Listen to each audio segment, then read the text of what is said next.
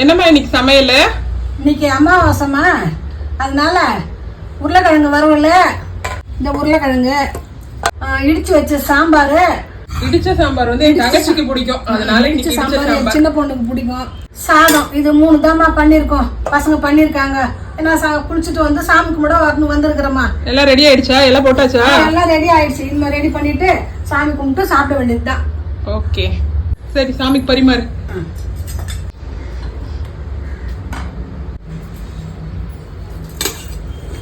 இலை எங்கம்மா கிடைச்சது? இலை எங்க சம்மந்தி வீட்டுல இருந்து பறிச்சுன்னு வந்தோம்மா. ஆமா, இல்லன்னா எங்களுக்கு வாழை இலையே கிடைக்காது. நான் தட்டுல போட்டுதான் வைக்கிறது. இந்த இந்த மண்டாரி இலைய போட்டு தட்டு மேல அததான் வைக்கிறது. இன்னைக்கு வந்து சம்மந்தி வீட்டுக்கு போய் அப்புறம் இந்த இடிச்ச சாம்பார் யாருக்கு ரொம்ப பிடிச்சது? சொல்லியாச்சு. சின்ன பொண்ணுக்குமா. சொல்லியாச்சா? அது சொல்லி கொடுத்ததும் நான் தான் எங்க அக்காக்கு. அம்மா எனக்கு தெரியவும் தெரியாது, பிடிக்கவும் பிடிக்காது.